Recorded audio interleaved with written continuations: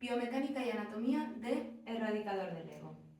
Lo primero que vamos a analizar es qué hacer con la posición sentada, que como podéis ver es postura fácil en cuanto a rodillas, pelvis y columna lumbar. Para mostrarlo vamos a bajar los brazos y comentar exactamente lo mismo que hemos visto en postura fácil, ya que es la misma base. Aquí, si os fijáis, tenemos una flexión de rodilla bastante profunda y eso podría ser molesto para quien tenga condromalacia rotuliana, desgaste de meniscos o dolor. Por lo tanto, en el caso de condromalacia rotuliana buscaríamos abrir un poquito este grado de flexión colocándonos en Sukhasana y esta sería una variante. Si la condromalacia fuera muy elevada y aquí todavía hubiera molestias y dolor, extenderíamos las rodillas para realizar Dandasana como postura sentada. Después, en el caso de desgaste de meniscos, podríamos otra vez realizar Sukhasana porque tiene una flexión de rodilla un poquito menor, pero si esto también molestara, en el caso de los meniscos sí que podríamos adaptar haciendo postura de la roca. Haríamos una postura de la roca sobre bloque para que la flexión de rodilla tampoco fuera máxima al generar un poquito de altura, y esta sería una adaptación que nos serviría en el caso de desgaste o rotura de meniscos, no para condromalacia, porque si os fijáis la flexión sigue siendo profunda. Después, por último, también queremos comentar en el caso de si se generan molestias o dolor por la ligera fuerza de cizalla que se está generando en la rodilla, volveríamos a la adaptación de Sukhasana, abrir un poquito, alejando los pies y generando un menor ángulo de flexión. También podríamos ayudar colocando un bloque para reducir también la fuerza de cizalla. Vamos a observar ahora cómo colocar la pelvis y la columna. Especialmente vamos a ver la relación que hay con columna lumbar. Vamos a recordar que en estas posturas sentadas se da esa relación biomecánica entre el músculo psoas y la columna lumbar, que al haber aquí un grado menor de 90 se genera esa ligera flexión lumbar.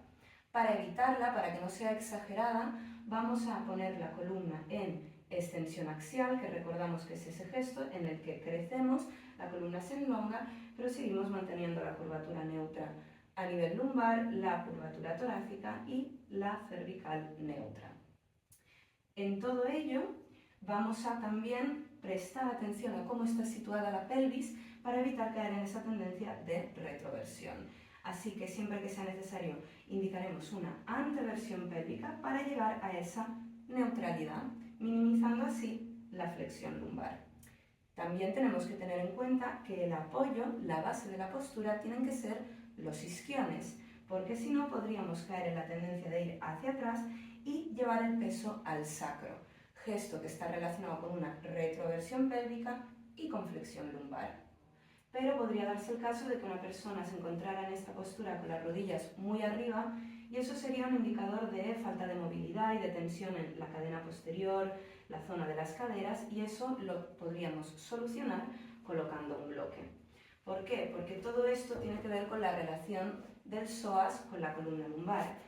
Aquí estamos abriendo el ángulo, sin embargo, cuando las rodillas estaban arriba, el ángulo era menor y la flexión era mayor.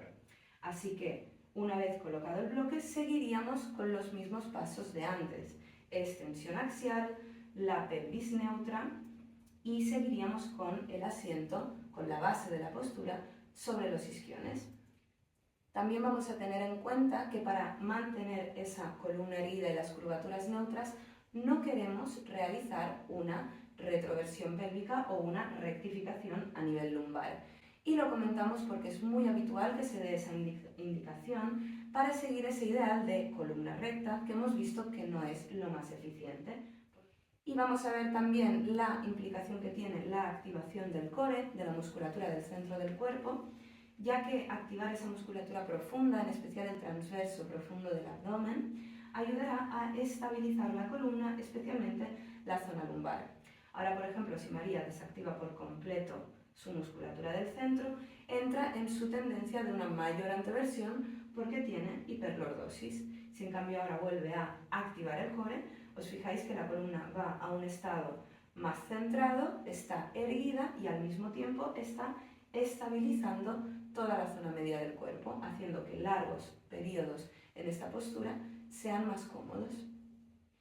Y recordamos que se verá muy a menudo esta indicación de core y transverso activos, que como hemos comentado en el apartado de bandas, es un gesto muscular que nos accede esta activación de bandas. Al activar el transverso profundo se activan mula banda, el uddiyana banda que llamamos parcial porque nos sigue permitiendo respirar y conseguimos así la estabilización del centro. A elección podría generar también el uddiyana banda para estabilizar al completo toda la columna. Columna torácica, hombros y brazos en postura de radicador del ego. Lo primero que tendremos en cuenta será mantener los hombros neutros o ayudarnos de la rotación externa para minimizar esa tendencia que tenemos de hiperflexionar la zona torácica, de entrar en una cifosis y por lo tanto en un cierre de pecho. Así que, siguiendo esa extensión axial inicial, rotación externa de hombros. Otra indicación será mantener las escápulas bajas, ya que cuando subimos escápulas los hombros se acercan a las orejas. Para evitar generar tensión en el cuello, evitaremos el movimiento de los hombros hacia las orejas y buscaremos desde ese bajar escápulas y alejar los hombros, ayudarnos a sostener las palancas de los brazos desde musculatura grande como el serrato y el dorsal ancho, zona de la espalda y alrededor de las costillas. Así evitaremos que todo el esfuerzo quede arriba y que se cargue la musculatura del cuello, bajando así brazos. Después veremos en cuanto a la posición de los brazos si surgen molestias a nivel nervioso porque se está estirando demasiado los nervios de los brazos.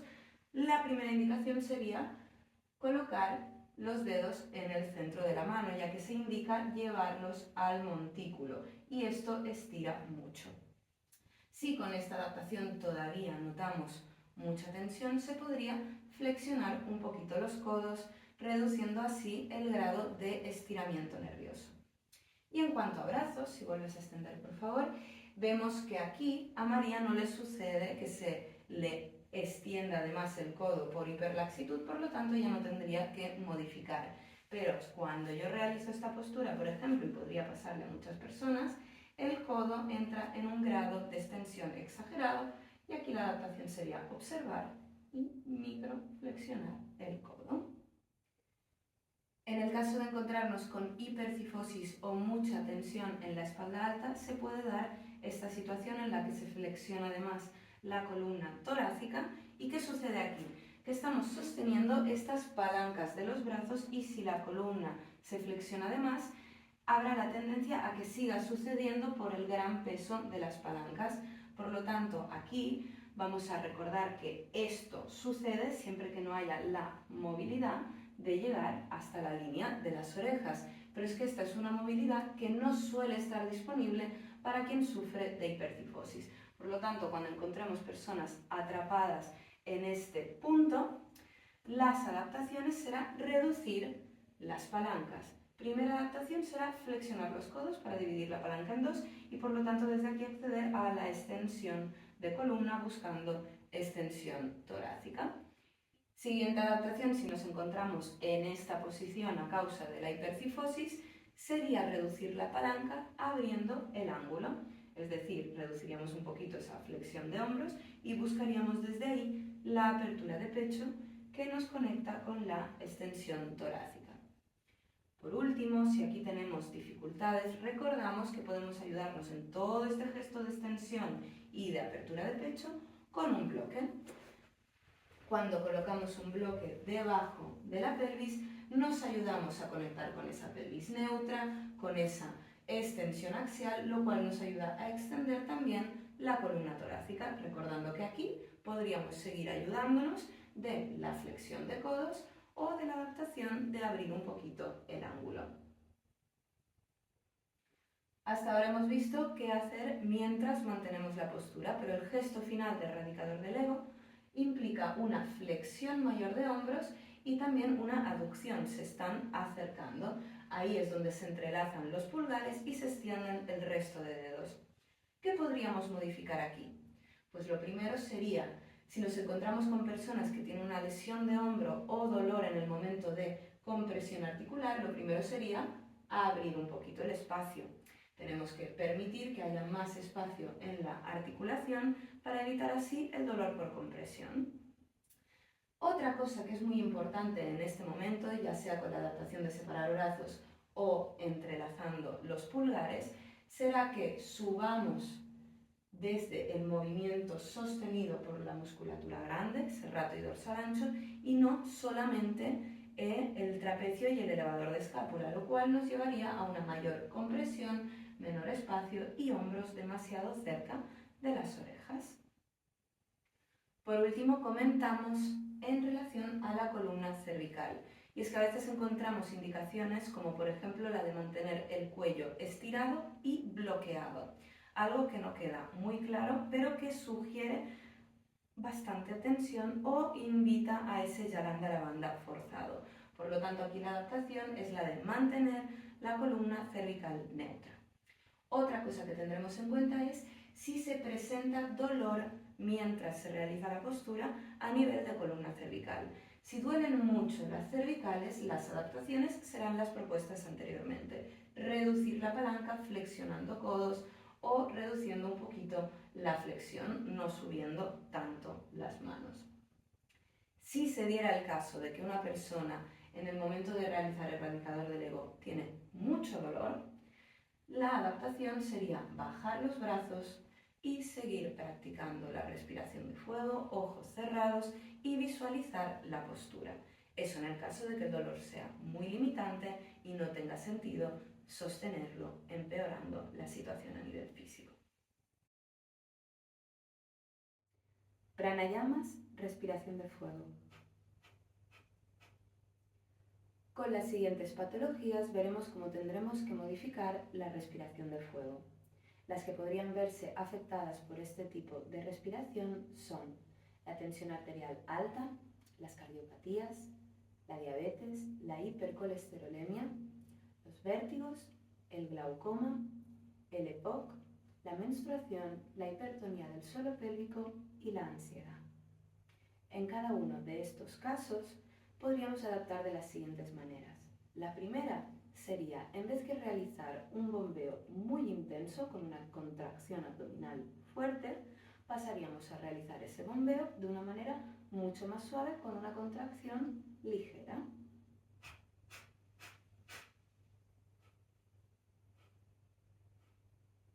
Otra adaptación sería también reducir el tiempo, es decir, en vez de hacer exhalaciones muy cerca una de la otra, dejaríamos más espacio entre exhalación y exhalación, haciendo que la respiración no fuese tan rápida.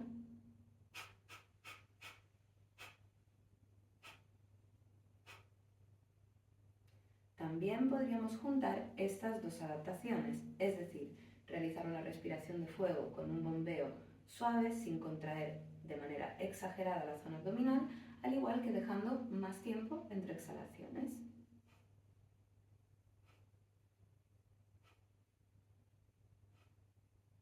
Después también recalcamos la importancia de tener una valoración médica, un permiso, ya que cada una de estas patologías es un mundo y podrían estar en un estado más o menos grave, por lo que podría afectar más o menos realizar este tipo de respiración. Por último, vemos también como una adaptación posible es sustituir la respiración de fuego por una respiración cómoda.